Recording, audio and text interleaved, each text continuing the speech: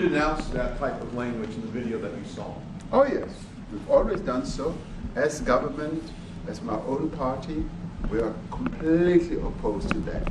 We, in 1955, adopted a document which said South Africa belongs to all who live in it. But why wouldn't you arrest that man? That man said, kill the white farmers, kill the white farmers. And then he danced, and he's dancing, and it's kill the white farmers. I think, I'm not sure, but I think if somebody got up in Parliament and started saying, kill a certain group of people, he would be arrested very quickly. That man is going all over South Africa, and that's not a small party. That was a stadium that holds 100,000 people, and I hardly saw an empty seat. That's a lot of people. That's a lot of representation. And those crosses, we have dead white people, dead white farmers, mostly. And you take a look at Australia, they're being inundated, and we're being inundated with people that want to get out. And their farm is valueless, it's valueless, and they just want to get out with their life. And this is a very serious situation. And if we had a real news or real press or media, we don't have that because they won't talk about this because they're all guys like that idiot. But if we had a real press, it would be exposed. And you know, the beauty of exposing it is it's like a cleansing action. When it gets exposed, it'll get fixed. That's when it'll get fixed. But people don't talk about it. And I'll tell you who's talking about the thousands of people that are fleeing South Africa right now.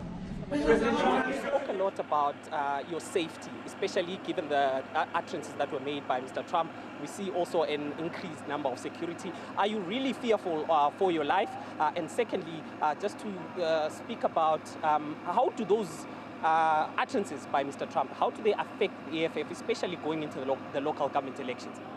Well, I'm not fearful. As a revolutionary, part of being killed is one of those honors you must wear with pride. But I'm not going to be reckless. When he says to Ramaphosa, why is this man not in jail? Why are you not arresting this man? He simply means, why are you not killing this man?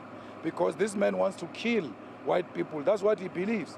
And imperialism, especially the USA, it makes such remarks meaning something different. If you remember how they killed Gaddafi, they said no-fly zone and any other necessary means in Libya. And that meant Gaddafi is going to be killed. And that's how they took care of that situation in Libya. So we know imperialism killed. The president of South Africa was unable to defend the constitution of South Africa to say, this thing that you are accusing him of and saying to us we must arrest him. Firstly, we are a constitutional democracy and we are governed by the rule of law. The judiciary has expressed itself on this matter, including the highest court in the land. If I arrest him for that, then I will be violating the constitution of South Africa, which I must respect. He failed to do that. So when a president fails to do that, you have a responsibility to defend yourself. And that's exactly what we're doing. The EFF is more powerful now. Everybody else, all of you, including Sam Kelo, you said EFF is dead, EFF is irrelevant, and all of that, only to find it in the Oval Offices and to find it in the White House. And for a USA president to argue with the South African president who's in denial, who says, this is just a small party, it's so insignificant. He says, that's not a small party. This party can gather 100,000 people under one roof in a stadium where I can't even see a single empty seat. You can't say that is a small party. We are not a small party. That's why imperialism is very scared of us. Mr. Malema, how did you feel when you saw those videos of yourself being beamed at the Oval Office with President Ramaphosa, particularly noting the historical nature of Kill the Poor, Kill the Farmer song with the Constitutional Court judgment? Well, I was not shocked necessarily. I knew that issue is going to arise, but that they will play videos, I was not sure. I didn't know all of that, but I knew that matter was going to arise. And I was very interested to hear how the president is going to defend the struggle song that the ANC has defended throughout the history of that song. He couldn't defend the song as a heritage. He couldn't defend the song as a struggle song. He couldn't explain the song, that it doesn't in any means necessarily refer to literal killing of white people. It was used in reference to a white supremacist system of oppression in South Africa. He couldn't do that because he himself never believed in the struggle. And that was justified when he couldn't defend the struggle right at the White House. So we know for a fact that he threw the Constitutional Court under the bus. He threw the Constitution under the bus. He was not loyal to his oath of office to defend the Constitution of South Africa, where he should have pronounced that the highest court has ruled on the matter. I can't arrest him. Even if I wanted to, I have no powers. There is a rule of law in South Africa that needs to be followed. But they all understood the language, that the language is not arrest, it's killing. Yep. Why are you not killing him? Because he's going to kill white people. That's what he wanted to project, but he was not courageous enough. You have the whole former deputy president of the Youth League who sang this song, sitting there, not saying anything. The whole minister of public relations, Kumbuzo Chabeni, I was with her in the Youth League. She was the youngest in Peter Mukaba's NEC of the ANC Youth League. She knows the history of this song. She's sitting there very scared. All of them shaking. The president himself shaking. Only 4 white Afrikaner males were confident. It was Rupert, the 2 golfers, and Steenhuisen. Why do you give Steenhuisen to speak in such a meeting and not give a minister of international relations? That department has been juniorized and is being undermined as a result. And that's what I asked him in Parliament, that have you juniorized this ministry? Are you playing with this important ministry? And we saw agriculture, a minister being promoted against the Minister of International Relations. Reason being the color of his skin more than anything else. Have you engaged with any of the members of that particular delegation since that interaction at the Oval Office, like Kumbuzo Chaveni and Ronald Lamula? No, I've not done that. I have no duty to do that. I have no relationship with them like that. So, but I will raise it in Parliament.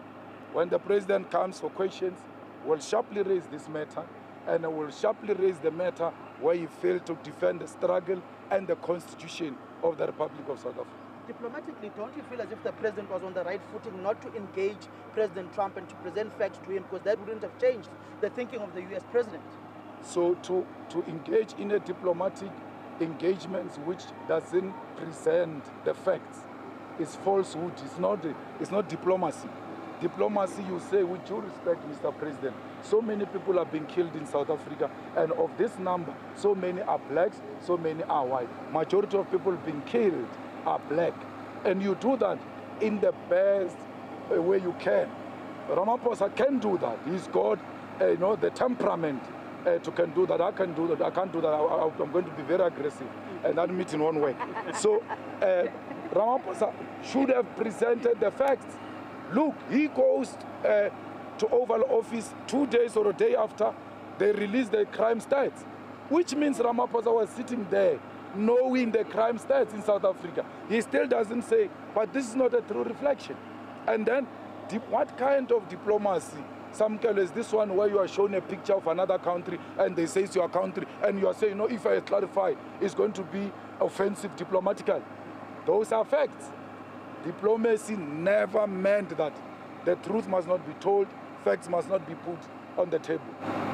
Anyone who has not made a follow-up after that press conference, they will never know that there are no mass graves of white people in South Africa.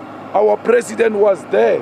He has to be. The Minister of Intelligence, Kumbuzo Chabeni, was there. She's got all the intelligence information they required. That's why she was there, to say there are no mass graves of white people. There is no genocide. Even this video you are showing me is not South Africa. Because I asked a question. Oh, is this South Africa? Where's this? I don't know, but you must outrightly say, no, it's not South Africa. Because South Africa has got no place for mass graves of white people, and there's no genocide. But that is not the issue. We all know what the issue is. The issue is Israel. The issue is to push back South Africa on Israel, on Russia. The issue is to impose Starlink without following the necessary empowerment laws of South Africa. Okay. Thank you very much. Hugo, that is the president of the EFF there who was